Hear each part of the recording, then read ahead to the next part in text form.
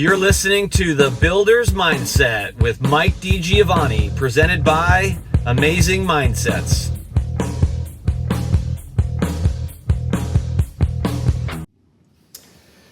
Welcome back to another episode of The Builder's Mindset. Mike Di Giovanni here, and today we're going to hit on a topic that's core to everything we do in home building, and it's far too many home builders overlook it or look at it too late or worry about it too late. Margins. Not just what they are, but how to build them, how to protect them, and think about them with the discipline of a CEO and the urgency of a field leader, okay? And get it ingrained in your culture. Whether you're a division leader, an owner, or a purchasing manager, this episode is your margin mirror, so let's get into it. Margins are key to the business. It's one of the most talked about topics in any public company, but definitely, for home builders, gross margin, it drives everything they do. It has a big impact on their stock price, whether or not, they hit their margins, miss their margins, you name it. And it's not just a math problem. You can solve for margins by math, but when you look at what creates your margin, your costs that go into it, which of those items that go in is the variable that you really want to solve for? You don't want to solve for margin, you want to drive to a margin. So it is ultimately a mindset. And I've heard a lot of builders that I know, that I've dealt with, ones that I've worked for, margin becomes an end result. It's like you put everything in and then what happens? And then the problem is builders typically are dealing with, we're talking multi-million-dollar investments here. And if you're a production builder of any kind, shape, or form, you don't have to be a public for this to be the case. You could be dealing with, let's just do some rough math. If you have a 50 home community, which is not massive by any stretch of the imagination. If you have a 50 home community and your average selling price is going to be $500,000, that's $25 million in revenue. And what the margin ends up being on that could make or break your quarter and or your year, depending upon the size of your organization. And, depending upon how big you are and what your sales pace is, if it's a bad margin, it's typically very hard to get out of a bad margin. That can have an impact for 2 to 3 years in your organization. So it's really a mindset that says, you don't get margins from hoping, you build them. And so you set targets for margins, you have ranges of what you're going to go for, and then every day in every decision, with every trade, every contract, every scope, every product choice, every spec choice, every design choice, margins, they tell you how and what to buy. Margins tell you how to run and how you run your business. Your gross margin target plan should be, as we talked about, it generally speaking over 20%, and the higher you can get, the better. We've seen that in the COVID boom, we actually saw at least one builder for one full quarter hit 30% gross margins, and it was not uncommon for them to be in the 23 to 27% range for some period of time. Last week we even talked about that. Toll had adjusted gross margin of 27.5% and home builder gross margin of 26%. This past quarter for their operations, February, March, and April of 2025. So, it can be done. It's a mindset. It's not enough to just sell homes. Now, there's an old saying in the home building industry: division presidents get coached and counseled for bad margins, they get fired for bad sales. That is true to a point. If you have bad margins to the point where we're talking, your gross margins are pushing down well below 17, you're going to get a little bit more than a talking to. You have to know what you're keeping after you have to know what your gross margin is going to be before you start your model home in a new community. Too many builders are running blind. This is the thing, they think they know, they've convinced themselves that they know, and they're looking at revenue numbers and not realizing that they're bleeding the profitability, or they're going to be bleeding the profitability once the community starts. You got to measure. So, we've talked about, you have to measure, like from the beginning. You've got to understand what your inputs are. You have to know what your target margin is. You got to solve for that margin. Don't solve the margin based on your inputs, because what happens there is then you start moving things around and setting unrealistic goals in fantasy lands of we'll be able to get our direct costs down to this, and so that'll make this, or we'll be able to raise our sales price to this. I've seen it too many times. Builders, they look at it, the margin isn't what they need to be, so they move their margin to what it needs to be, and then to make it happen, they adjust on their pro formas, either their sales target price or their directs, or usually both, to some either unrealistic number or perfect world scenario number. And so, you got to ask yourself, you need to measure this continually, because you need to know your past history. Do you know your gross margin by community? Do you know it by plan?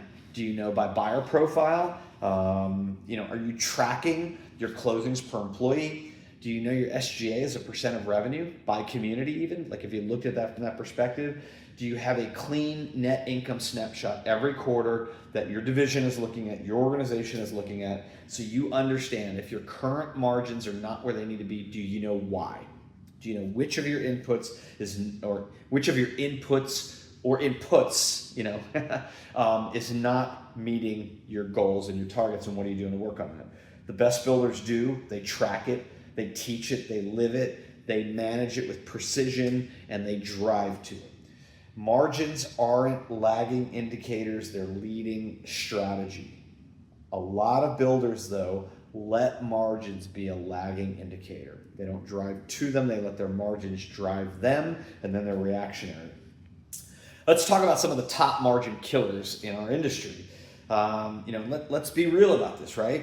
So we'll start with my favorite: over-designed plans with low take rates. These builders have too many plans, they don't sell very well, and they're over-designed. When you really look at where they're putting them, there's too much gingerbread on them. They're not designed well, both architecturally, efficiency-wise. They've got 45-degree angles, all over the place. They're not being efficient about their countertop layouts, their cabinet layouts. They're just really not utilizing the opportunities of efficient design. The incentive addiction to chase volume can also be a margin killer. Sometimes you need to do that, but it's you hear about all the calls right now. If you're listening to earnings calls, we're going to balance price and pace. But some folks will chase it and give away a lot to make it happen. SG&A sprawl with no accountability. Are you in single-digit SG&A expense as a percent of revenue, or are you double digits? If you're double digits, why? How did you get there? Is it strategic, or is it just happening because you have too much overhead? Scope, creep, and rework.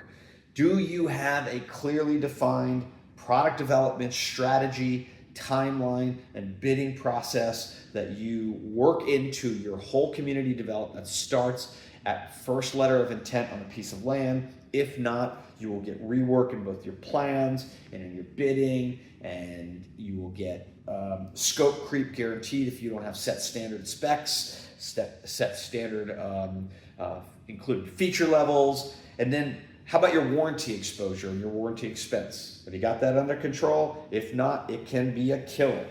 If you've said, we hit our sales goal but missed our profit, this is why. Your strategy wasn't flawed, your execution was. All of this can be managed. Listen, if you choose to buy a piece of dirt with a 17% margin because you need to maintain a certain amount of volume to keep your overall overhead at a certain place, that, as long as that community is executed well and it delivers you a 17 or better margin, that is fine.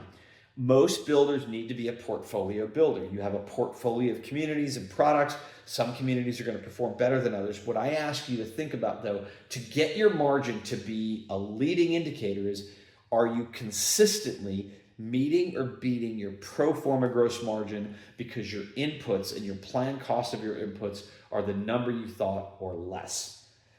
Praying and hoping that the rising tide lifts your boats is a horrible strategy, because when the tide recedes, you're going to be in big, big trouble. It just almost always shows up in missed margin expectations. So, how to build a margin protecting culture.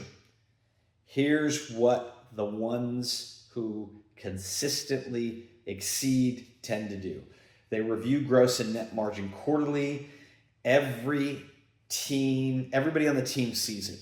They all work on it together. If they're celebrating the wins, they're celebrating what they've done right. If anybody's falling short, even if they're still hitting that margin number, but somebody is not, maybe your direct cost didn't hit your number, but your revenue's outperforming, okay? Let's give a big kudos to the sales team. Let's talk about the directs and get with purchasing and figure out what happened there. Is it on their end, or is it product development and the over-designed product? Track margin trends by community and product type. Get down to the nitty-gritty. Sometimes you've got a plan that just sucks. Let's call it what it is. You could have a community where you're running at 19% margins, you are figuring 20, and 3 out of 4 plans are at 21, and one of them is at 17. It's just a miss. It's not well received, you're discounting it too much, or it's just more expensive on a cost per square foot to build relative to the other plans. Build accountability into every trade and every plan update. So when you are looking at your product from the perspective of, are all of your trades bidding you competitive to the marketplace? Is every plan, when you're updating, whether it's a code update or you're adding a new plan to a community, every time you have to go take a plan out to bid, whether it's a new plan or a reuse plan, do you have set target goals that you're going after from a management of cost or cost reduction? Hold everyone accountable. I was just talking to a client recently, and we helped them develop a new product, a new plan that was going into a product series, and a lot of work went into updating this plan series to include this new plan. It's probably, in my opinion, the most efficiently designed plan in the series, and I was coaching the purchasing team that they need to hold the trades accountable to see that. Not just look at that as a framer and bid it at the same cost per square foot as the other ones, because this one was specifically designed to be built at a lower cost. So hold the trades accountable for that. Hold that plan to the standard that you're asking, like all the work you put into developing this new plan, this more efficient plan. Don't let it get bogged down by the culture of the rest of the plans, and allow it to lift that community up. Just the other example I gave, one time, sometimes a plan can bring a series down. Be accountable to having a plan pull a community up if that's what it's intended to do from a margin perspective. Benchmark against the publics. If you're not a public, or even if you are a public, look at your peers, benchmark against them, because they show us the floor and the ceiling. Why do I say that? Not every public builder performs best. Look at the report. We'll have the earnings report out in a few weeks. Look at it. Look at the SG&A variation from the top performing builders to the bottom performing builders. Look at the average sales price. Look at the revenue generated per employee. Look at the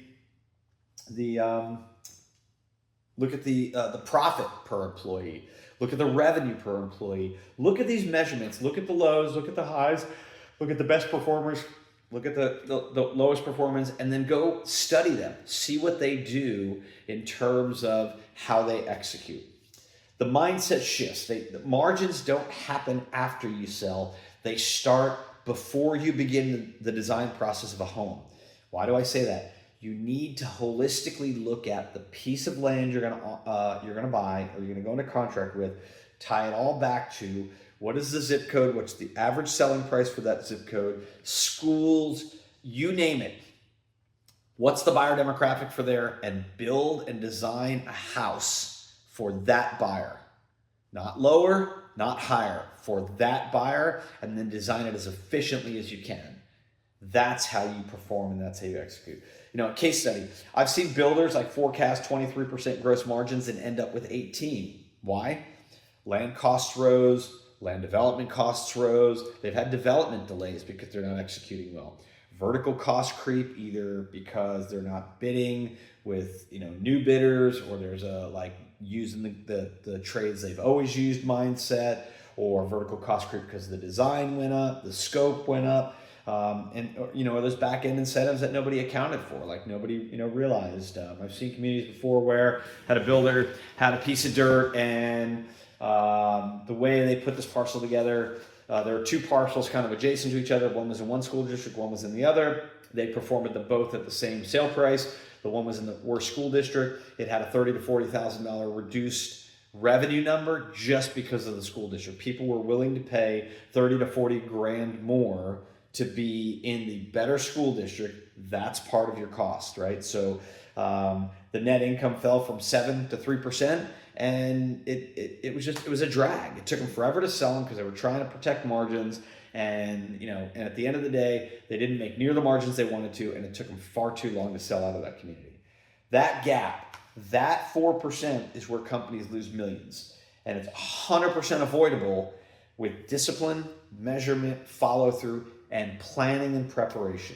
So you own this. This is your company, or whatever it is. Even if you're just in the purchasing department, you are a part of the team that's trying to win and succeed.